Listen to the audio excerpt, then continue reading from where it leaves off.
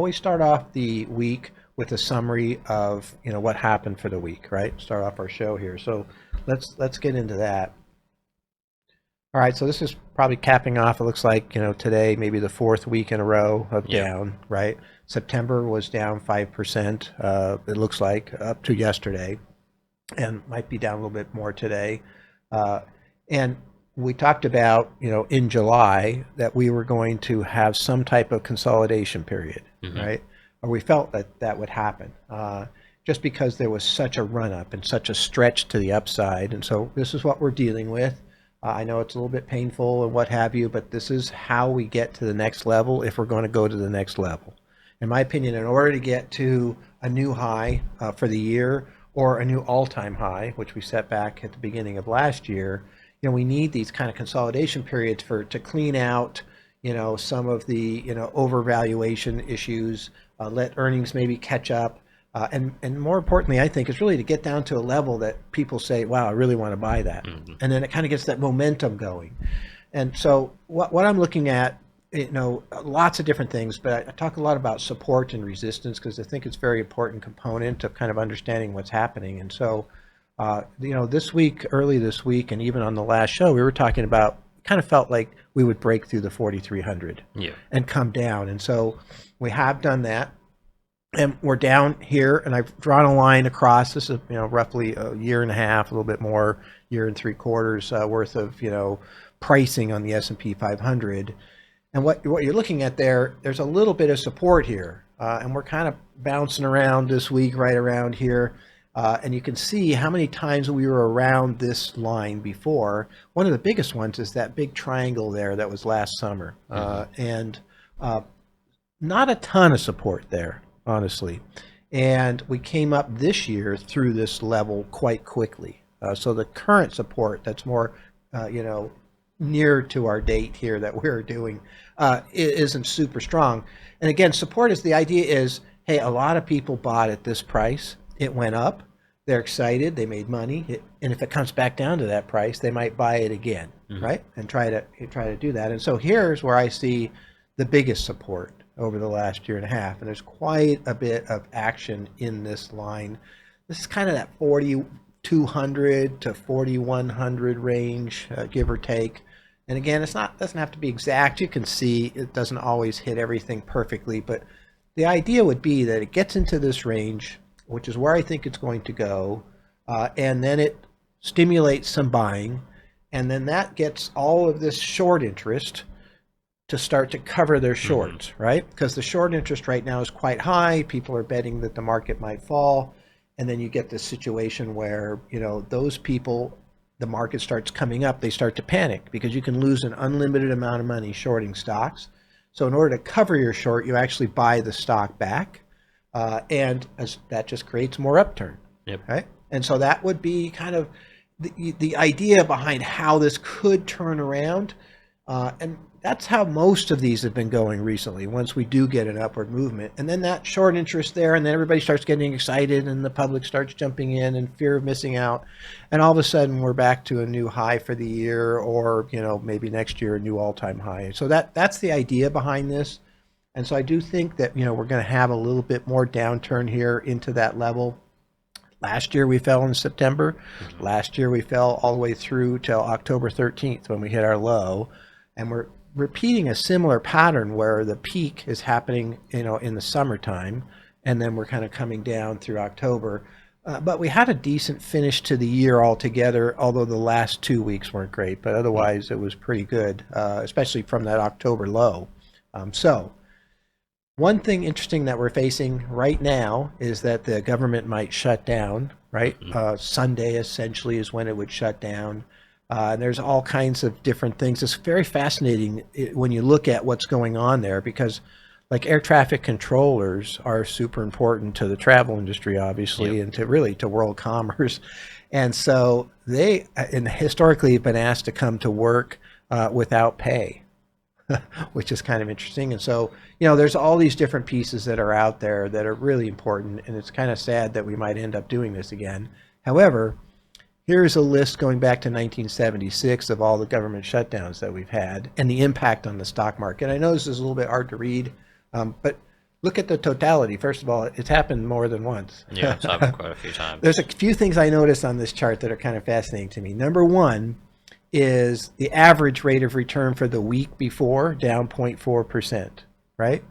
Okay. The average rate of return in total over the whole time that the government was shut down is actually up 0.1%, right? And so not a lot, right? Mm-hmm. But the other thing that I noticed on this chart, and again, this is hard to see, if you look at the top, it's negative 3.5, negative 2.5, right? Mm-hmm. There were bigger impacts at the beginning than there has been recently. Matter of fact, the last one, the market was up 9.4%. Yeah, and that was the longest one ever. It was the longest one in history. There were some reasons for that. The Fed was actually lowering rates in that time frame and such too, or at least talking about it. So, but what's important is sort of like the debt ceiling. You know, the first big debt ceiling argument in 2011, market dropped 17%. This big debt ceiling argument that we just had this year, I think the market from high to low was down about 3%. Yeah, and most of these shutdowns are, you know, a couple days. They don't tend to run very long. Yeah, because it becomes more and more political pressure, you know, because there's people not getting paid. There's people living paycheck to paycheck that aren't getting paid. And, you know, you can push on this for a while, but over a period of time, and I remember during that 35-day period, the pressure really started to ratchet up. You could see it. So, yeah, I don't expect that this will last too long. But today was a good day. The market was up. And now it's down, right? And I think part of that's because of the shutdown. People don't want to go into this weekend, you know, the traders, you know, they don't want to be long. They don't want to be in the stock market. They'd rather sit out the stock market for now, you know, prior to this weekend shutdown, just in case, you know, if there's something that goes on.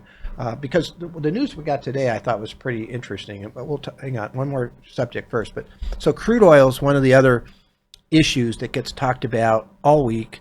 We saw crude oil run up this week. We saw it come back down. However, this is a long-term chart. We used this chart on the last show for a different question. This is going back to the 1967 time frame. And this is logarithmic chart, which just means it's sort of showing more percentage motion than price motion.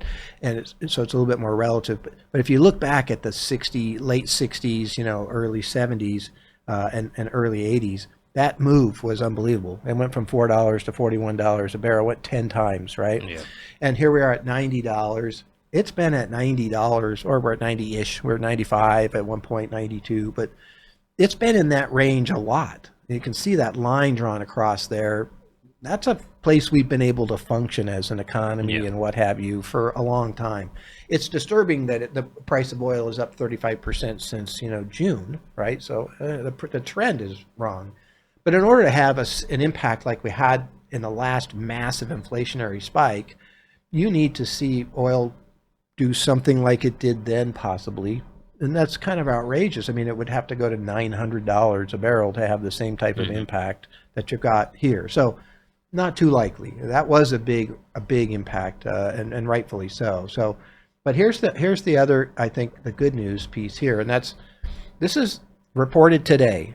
So the last business day of the month, we get PCE. Now this is probably the most important number that comes out for the stock market right now, maybe besides oil price, you know, at the moment, is this core PCE. So this is an inflation measure called Personal Consumption Expenditure Index, price index. And this is the favored measure. Chairman Powell's talked about this several times for the Federal Reserve. And when they're talking about getting down to 2%, right? This is what they're talking about, getting down to 2%. Not CPI, not top line inflation, which includes food and energy, right? But core inflation on PCE. And so that's reported fairly late. So this is actually for August. We were the last day of September. And this is actually one of the things that could be affected by the government shutdown, because today's the last business day that the government might be open for a little bit. And the department that makes this report might not be open to make the report for the next month, or maybe get behind, or it depends on how long the shutdown. If it goes 35 days again, we're going to go right past the next Fed meeting, which is November 1st. Yeah. And so all the regulatory bodies won't report data or any kind of information because they're on shutdown. Yeah, that'll be kind of fascinating. It is, according to the articles, enhancing the probability that the Fed might not do anything in November. That's part of the bet that's happening there, because if they don't have data visibility, they might just sit on it and wait until December meeting. So, but here's the important part about this. This is the month over month change. So if you see that 0.1%, so that was the how much inflation changed on this basket of goods for the month of August versus the previous month, which was July of this year. And so what's important about this is the last 3 months, this is rounding, 0.2%, 0.2%, and now 0.1%. Yeah. So first of all, last time we had 0.1% was the last time inflation was really low, which was back in, if you look back here, November of 2020, way back at the beginning of this chart. And number two is if you kind of annualize that, that comes out to right around 2%. You know, it's rounded. It's probably closer to 2.2% when you take out the rounding. Yeah. But that's exactly the number they're trying to get at. So we're on track for the last 3 months, right? And you were saying something about for the last 12 and 6 months. So the last 12 months, it's 3.9. The last 6 months, if you analyze it, it's 3. And so you can see how it's slow. It's been coming down steadily. And so that's what the Fed is really looking for, is this. We want to come down, but we don't want to come down too fast. So this is the most critical piece of information, because the most critical thing for the stock market, in my opinion, is what the Federal Reserve is going to do. So they've raised rates quite dramatically, right? We are seeing some impact from that, whether the rates caused it or not. Nonetheless, inflation is coming down. The core PCE inflation is coming down, right? And that's important. And so then what that does is it allows the Federal Reserve to say, okay, maybe we don't need to raise rates. Yeah. And the reason we bring this up is because the last two big downturns were caused, in my opinion, by the Federal Reserve over raising rates. 19 rate increases before the 2000 downturn. That was a 45% downturn. 21 rate increases before the 2008 downturn. That was a 57% downturn from high to low. And so here we are. This is important to be able to let the Federal Reserve back up and say, okay, we don't need to raise rates anymore. We're going to let this play out, because if we wait another 9 months, we might already be at our 2% target, right? So that's important. Now, we'll have to see what happens to the price of oil. We'll have to see, other things, because oil is taken out of core inflation, but you can't actually take oil out of anything because it's in everything in the end. That's why we always talk about it as far as that goes.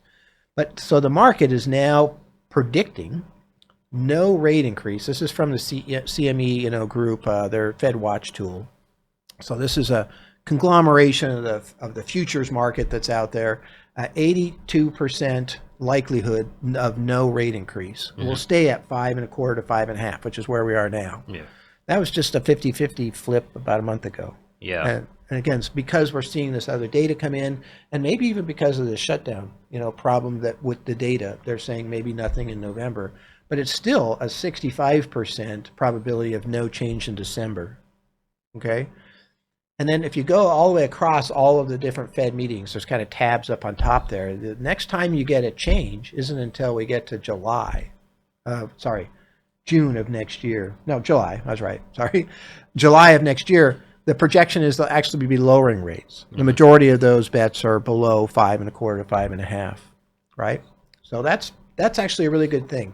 If interest rates can stay stable, if inflation can continue to do what it's been doing for the last 3 months, if the Fed doesn't do something dumb and raise rates when they don't have to, in my opinion, then I think the market could respond quite healthily to this, because it is one of the big drags on it. Certainly been a big drag on the bond market. But if we look at what the Federal Reserve is projecting, these are the dot plots from June, which is the blue, and September, which is the purple.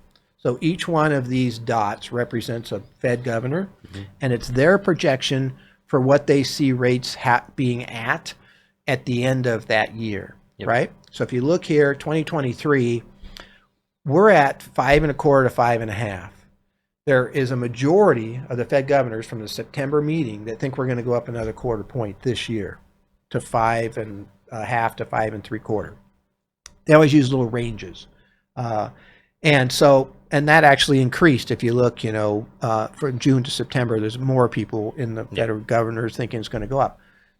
So that's a disconnect with the market. The market is predicting 0. And so whenever the Federal Reserve is running around out there saying, hey, we're going to raise rates more and we're going to keep them up longer than anybody expects, that doesn't help the market. And I think that's by design. That's exactly what they want. When the market goes nuts like it was doing, prior to the 31st of July, you get this scenario where people feel like they can really spend money. And that, of course, is what they're trying to fight in an inflationary fight. But here's my main point for throwing the slide is 2024. If you look at all those blue and purple dots, most of them are below our current rate. Mm-hmm. So the Fed is doing interviews right now saying they don't think they're going to be lowering rates, even maybe next year. But when they do the dot plot in the statement of economic projections, and they have to put their projection out, they're projecting as a group, as a majority of the group, that they're actually going to have lower rates next year. And that's exactly what the market's saying too, in its bet also. So I think things are lining up here to be possibly a bounce off of this level, this 4,100 to 4,200 level. Oil prices are high. See what happens there.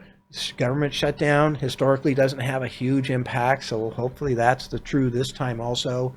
And then the PCE number, the inflation number today, gives me great hope. I mean, that's a really good number. Mm-hmm. And they reconfirmed this week the GDP growth for the second quarter was 2.1%, right? Because they put it out and then they revise it. And sometimes it can be quite different. But it was 2.1 and 2.1s, which was good. But the main thing is, for me, 2.1 is a good number. That's a soft landing number, right? I mean, you don't want negative because that's a recession. 3.4, I think, is our longer term average, something in that neighborhood. And having it at 2, that's some restrictive growth, slow. They call it slow growth. Mm-hmm. That's a soft landing. That's perfect. That's exactly where you want to be to kind of bring inflation down. It has been, I think, GDP is trending a little bit towards the hot side, and Chairman Powell talked about that at the meeting too. So they're looking at the GDP as well as the PCE, but a lot of acronyms, but nonetheless, right? So that's important, but that's what's happening right now. I think this is a really fascinating time frame. I think we just need to have some patience. There's some opportunity here, I believe. The bond market is down a lot. There's going to be some opportunity in the bond market at some point here, and we're looking at our signals right now are red for the stock market. Obviously, we're going through a situation where the market is down, and I still think it'll go down some more before it kind of hits that level. We're double red, fast and slow, and then our signals for the stock bond markets have been double red for quite a while. And we've been out of the bond market. Now, we have two different trading systems. When the 50-day moving average is above, we basically just roll out of positions as they fall below a cut line on our list. So we have 175 ETS, and we'll hold in there. And so if it falls below our cut line, and our cut line is custom, we redo that on a quarterly basis, and we'll move to the next one that's at the top. And so we've been moving out of technology because it's moving down and into more things like consumer discretionary, financials, and those types of things. But the bond market is a different story. When the 50-day moving average is below the 200-day moving average, we have a more aggressive move because that's now in a downturn. Mm-hmm. And so we will move to everything that we have in our targets to whatever's at the top of the list. And right now that's T-bills. Yeah, right? Short term. Very short term, less than a year for the most part. And so we've been in T-bills. That's worked out really well. We're killing the bond market by not losing money in that area at the moment for the majority of our portfolios. There's some cases where we have to stay in because of large capital gains in different situations. So I'm giving kind of the broad view of the overall, models that we manage. So, but that's important to understand right now.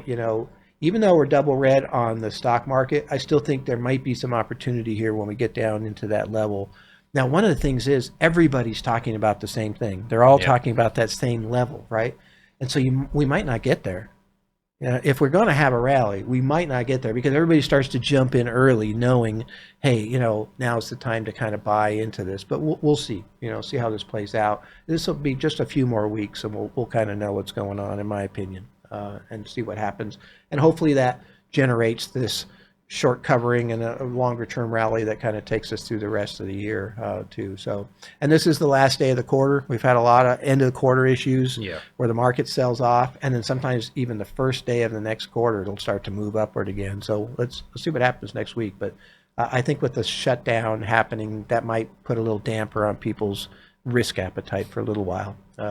There is a little bit of a differential in this particular downturn because Moody's is talking about, this particular government shutdown, because Moody's is talking about reducing our rating from their highest rating to their second highest rating. Yeah. We've already been knocked down by the other two rating companies, Fitch and S&P, and so that's going to have certainly going to have an impact on the bond market, and it already is as far as that goes. So anyway, we'll see how. Hopefully, they can avoid that, do something, but it's not looking real positive, as far as the shutdown at this point. So, okay, good. Thank you very much for watching the summary. Look forward to being able to talk to you again about it next week.